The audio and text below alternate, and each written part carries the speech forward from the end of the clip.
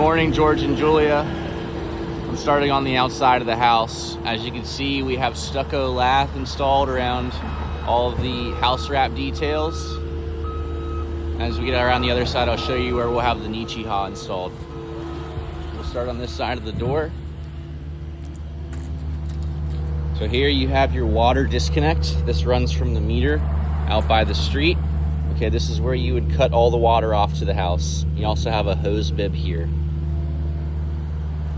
As we come further down, this bundle of wires is the home run for all of the low voltage wiring. Okay, this runs back to the panel inside the house, and then all of the rooms that have low voltage wiring run to that panel. So this is where Spectrum or Frontier or whomever would connect your cable and internet. You can see the pole there. Okay, also coming from the pole, you'll have your conduit for the meter. So you have a tug, this is your meter. You have a dedicated GFI for this meter. It's basically an extra outlet that we give you. And then you have a copper wire that's grounded to the footing element underneath the house. That protects your house in case it gets struck by lightning. Okay, inside the panel here, you have a circuit for the exterior GFIs, and you have a disconnect. Okay, this is helpful if you're going to run a generator during a hurricane. Here we have your sewer cleanout. So all of the plumbing is gravity fed. It's very gradual. You have to be mindful of what you put down the toilet. All of the toilets are low E water saving, so you get a smaller flush. With that, to minimize the possibility of a full backup, you'll have a clean out cut down to grade. There'll be a twist off top that will allow you to remove the top and let water evacuate in case you had a full backup. It also allows the plumbers to scope into your lines. Okay, as we come down, you'll notice there's gray cells at designated points around the entire house. These are your structural steel. So you have a footer approximately 2 feet below grade. You have up rods coming up through the footer. We block around those pieces of steel. And then from the top of the wall down, you have steel that connects here. So these get broken out before we pump the walls. They're tied in and they're inspected.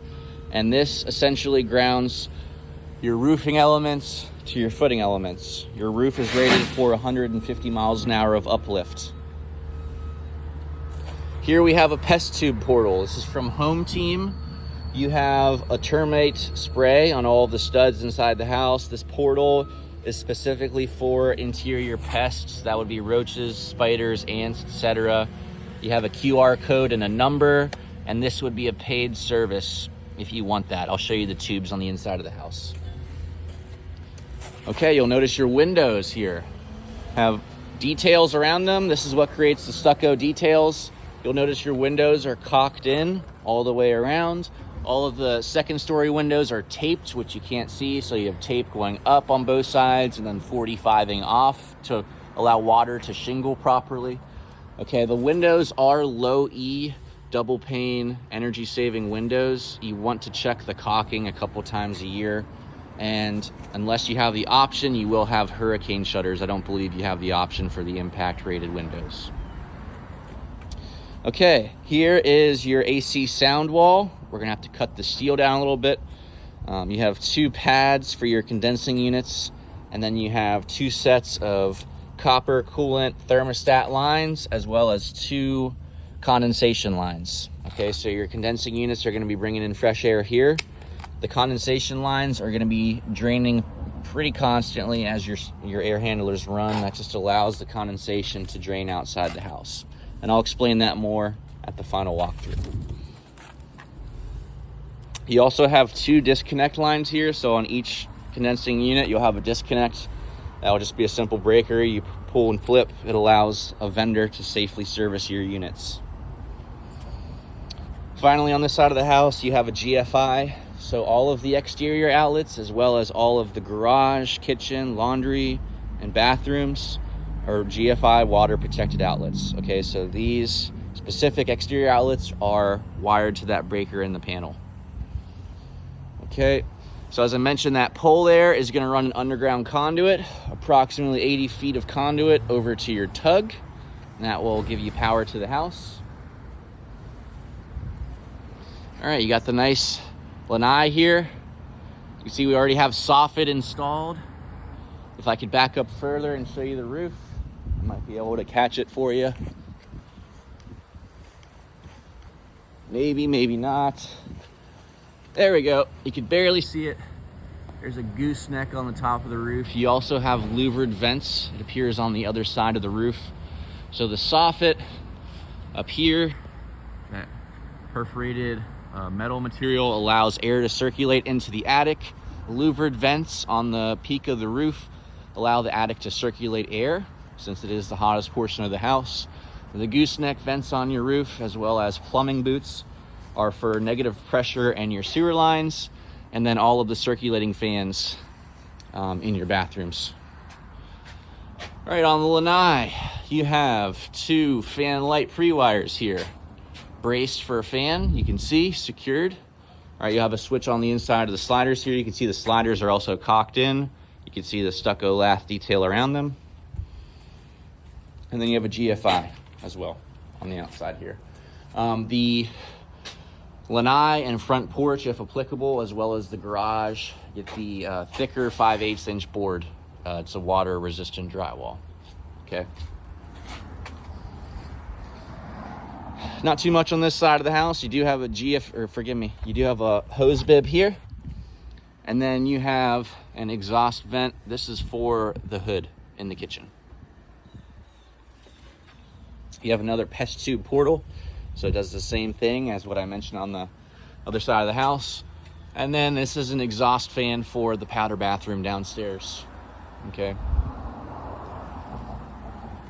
I'll back up here so you can see. So the front of the house, you can see this is your house wrap. That's under all of the wood framing, underneath the stucco lath. I've already passed the house wrap inspection. I'm ready to install stucco. I'm just waiting for drywall to install. You can also get a visual representation of the taping around your windows. And then this framing here is just for Nichiha install, since it's installing the block. You do have an exterior light here, okay, as well as a GFI, and then this is your doorbell. I'll go ahead and do the garage first. So we have bat insulation installed. This is R13 bat insulation. You do have blown insulation that goes in your attic after HVAC does their trim. Okay, I'm gonna have to reinstall this piece. It just fell down. I'll put a couple staples up there.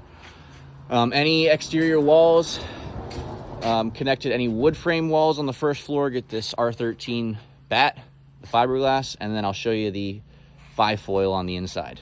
Okay, first thing, you have your panel here, so you get a GFI, and then this is where all your circuits are wired to. So everything in the house is wired back here. You'll have a breaker for it.